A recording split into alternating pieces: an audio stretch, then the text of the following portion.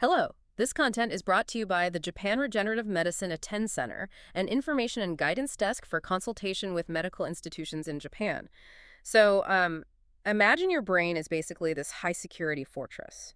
To keep out toxins, it has a wall so strict that it blocks like 99.9% of all medicines. Right, which is highly protective, but a huge medical hurdle. Exactly, which makes treating a brain after a stroke really hard. If the medicine can't get in, what do you do? Today, we're taking a deep dive into this 80 nanometer smuggler that might actually hold the answer. It's a regenerative medicine approach called Brain Exosome.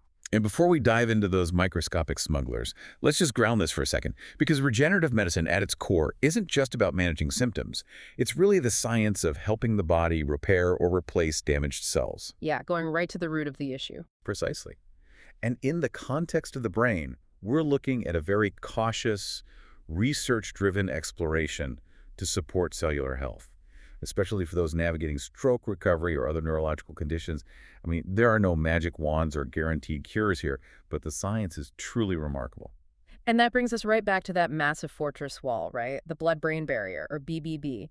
If you're trying to deliver, say, a large traditional stem cell, the BBB just blocks it at the gate. Yeah, it does its job almost too well, which turns a protective mechanism into a major medical obstacle. And that structural challenge is exactly why brain exosomes are changing the conversation entirely.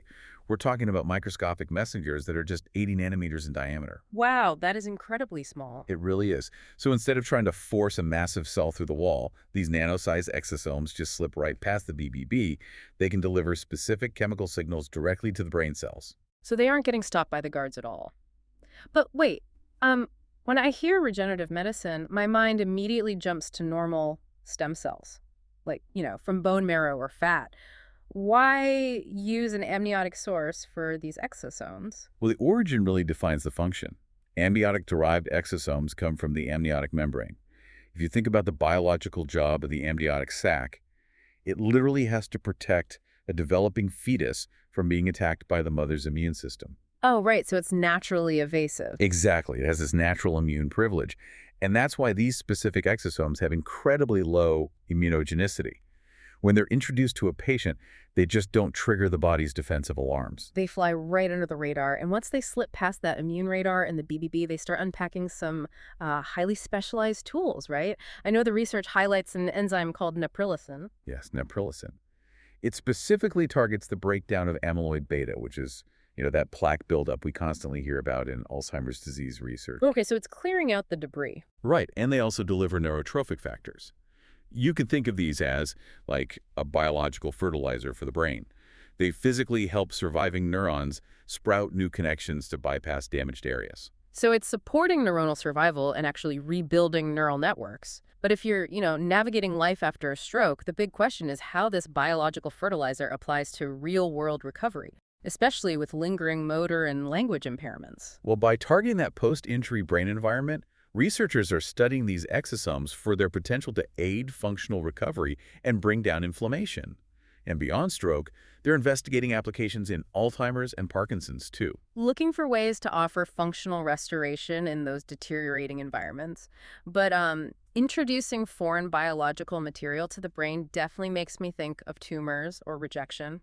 How do we know these won't mutate or cause cardiovascular stress? That's a crucial point, and it's where the distinction between whole cells and exosomes really matters, because exosomes are just the messengers. Right, they aren't the actual cells. Exactly. They're not whole cells, so there is zero risk of tumorigenicity. Wait, zero? Really? Yes, they physically cannot form tumors.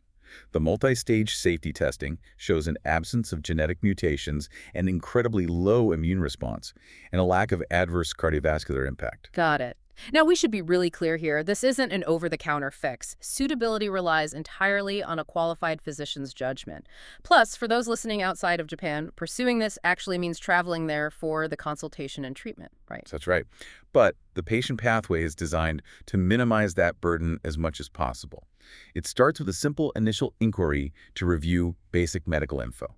If a consultation seems reasonable, you're guided to a specialist in Japan. It's a very seamless process. Aiming for a future where this technology helps with long-term health maintenance across all sorts of brain disorders. Exactly. It's a very cautious but hopeful frontier. It really makes you wonder, if we found this 80 nanometer messenger that can safely bypass the brain's strictest firewall, what other, unreachable biological frontiers might we soon communicate with directly? This content was brought to you by the Japan Regenerative Medicine Attend Center.